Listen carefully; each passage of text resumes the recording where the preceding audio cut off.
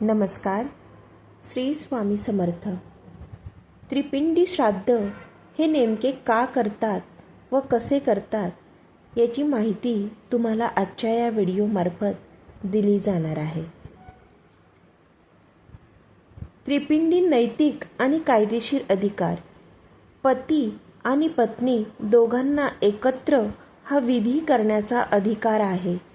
विधुर पुरुष म्हणजेच की ज्याची पत्नी हयात नाही असा पुरुषसुद्धा हा विधी करू शकतो. अविवाहित पुरुषसुद्धा हा विधी करू शकतो.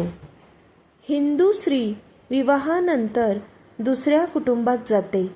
तिला तिच्या मातापित्यासाठी त्रिपिंडी श्राद्ध करण्याचा अधिकार नाही, परंतु तिच्या पतीच्या नात्यातील मयतांसाठी त्रिपिंडी श्राद्धाचा अधिकार तिला आहे. या विधीसाठी तिला पांढरे वस्त्र नेसावे लागते.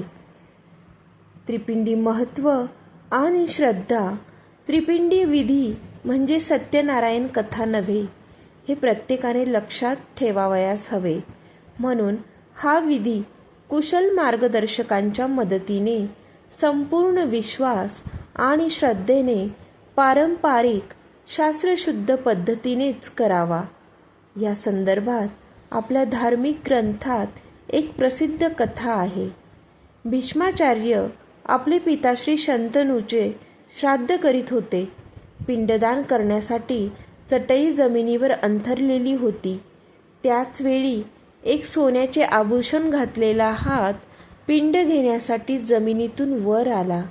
तो हात पाहून भीष्माचार्य सुद्धा क्षणभर गोंधळले की पिंड कोठे ठेवावा, आणि मग त्यांना आठवले की पारंपरिक शास्त्रानुसार पिंड दर्भावरच ठेवावयाचा असतो, आणि त्याप्रमाणे त्यांनी पिंडदान दर्भावर केले आणि तात्काळ शंतनू राजाचा हात लुप्त झाला.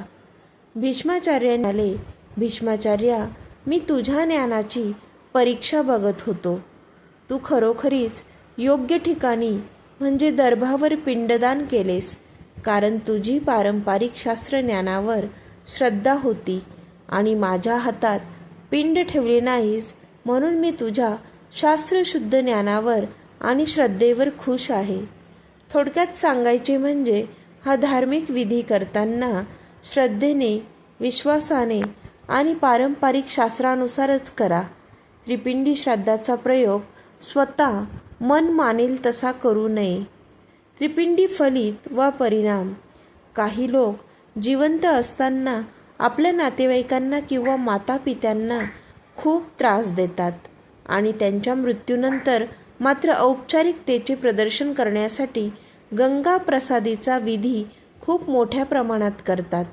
गंगा प्रसादी म्हणजे मयताचे सर्व क्रियाकर्म गंगा नदीवर करून गंगेचे पाणी आपल्या घरी आणून मयतीस्मास मान देण्यासाठी राजभोजनाचा मोठा कार्यक्रम करायचा, म्हणजेच खूप लोकांना जेवण द्यायचे.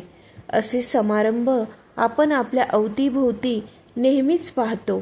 एवढे केल्यानंतरही अतृप्त आत्म्यामुळे अशा लोकांना त्रास सोसावा लागतो.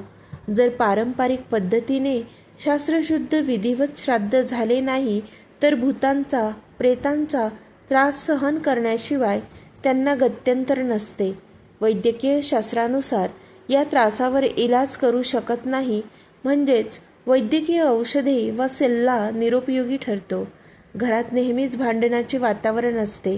वयात आलेल्या मुलामुलींचे सर्व गुण संपन्न असूनही विवाह न जमणे, व्यापारात कर्जबाजारी होणे, मयत व्यक्ती नेहमीच स्वप्नात येणे, चेटूक जादू केल्यामुळे असह्य वेदना व यातना होणे, अशा त्रासांमुळे सुटका करून घेण्याची शक्तीसुद्धा आहे. आमच्याकडे अशी अनेक उदाहरणं आहे ज्यांनी त्रिपिंड श्राद्ध विधिवत केला आणि त्यांचे प्रश्न अगदी चुटकीसारखे सोडवले गेले व त्यांना होणाऱ्या त्रासापासून मुक्तता झाली. जर नारायण नागबलीचा विधी पुतळा विधीसह केला तर त्रिपिंडी विधी वेगळा व पुन्हा करण्याची गरज नसते. संन्याशी लोकांना श्राद्धाचा विधी करणे अत्यावश्यक नसते, कारण त्यांना देवासमान मान दिला जातो. परंतु संसारी माणसाला, ज्याला कुटुंब, मुले, बाळे आहेत, त्यांच्या हयात नसलेल्या मातापित्यांसाठी अथवा पूर्वसुरींसाठी हा विधी आवश्यक मानला जातो. व्हिडिओ आवडला असेल तर लाईक आणि सबस्क्राईब नक्की करा. त्याचबरोबर कमेंटमध्ये आपल्या महाराजांसाठी श्री स्वामी समर्थ असेही लिहा. श्री स्वामी समर्थ.